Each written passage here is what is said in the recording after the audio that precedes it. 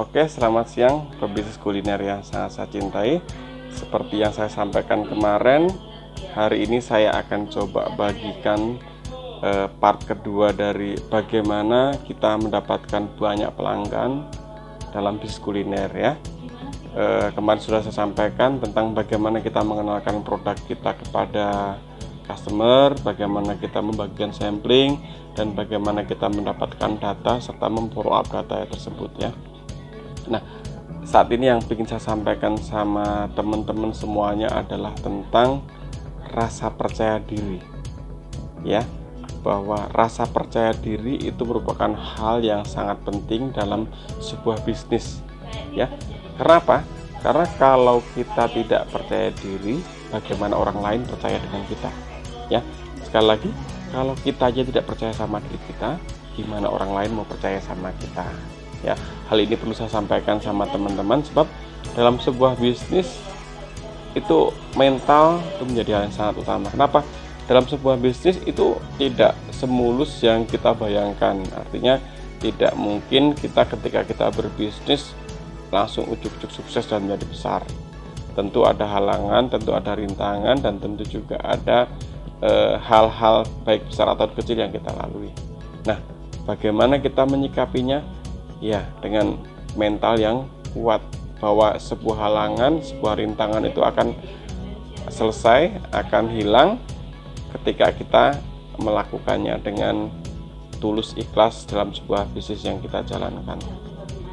Nah, berikutnya lagi adalah bagaimana kita menyikapi pelanggan-pelanggan kita ya. Saya sampaikan kepada teman-teman semuanya, terutama teman-teman UKM atau UMKM yang baru memulai usaha bisnis kuliner ya, keramahan ya. Keramahan itu merupakan hal yang sangat penting, baik ketemu terhadap customer secara langsung ataupun juga di media sosial ya. Kita harus sering menyapa pelanggan dengan senyum, dengan ramah, dengan wajah berseri-seri, karena seperti saya sampaikan, ketika kita semangat dengan ramah, itu semangat kita dan keramahan kita akan menular terhadap pelanggan-pelanggan kita. Nah, harapan kita pelanggan-pelanggan kita itu akan lebih banyak berbelanja kepada kita ya. Tentang hal itu kita bisa belajar dari Alfamart, dari McDonald dan sebagainya, yang ketika mereka melayani kita, mereka akan menawarkan hal-hal yang baru kepada kita, menawarkan produk-produk lain selain yang kita beli. Nah, hal itu terbukti sangat efektif ya.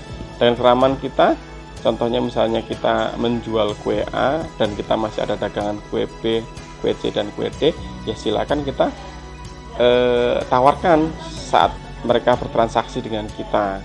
Oh ya Bu, barangkali kue B-nya ini Ibu juga suka, ini model baru dan juga rasanya lebih gurih, ataupun juga ini ada nilai gizinya, ataupun juga keunggulan-keunggulan lain yang bisa kita sampaikan kepada para pelanggan-pelanggan kita ya.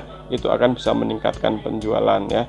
Terus berikutnya lagi adalah dalam bekerja kita harus memiliki target ya. Ingat, ketika kita memulai aktivitas sehari-hari, kita tentunya membutuhkan waktu dan juga tenaga yang tentunya tidak boleh kita sia-siakan.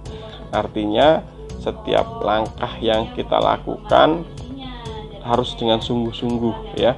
Kita bekerja dengan serius, dengan ada target. Contohnya, kalau misalnya kita belum bisa memprediksi berapa banyak dagangan kita hari ini laku, minimal kita bisa memproyeksikan berapa banyak kita melakukan pendekatan terhadap customer, berapa banyak kita melakukan promosi kepada customer, berapa banyak kita melakukan interaksi ataupun juga menyapa pelanggan-pelanggan kita. Nah, tentunya hal tersebut akan berimbas kepada penjualan yang akan kita lakukan atau penjualan yang kita hasilkan ya.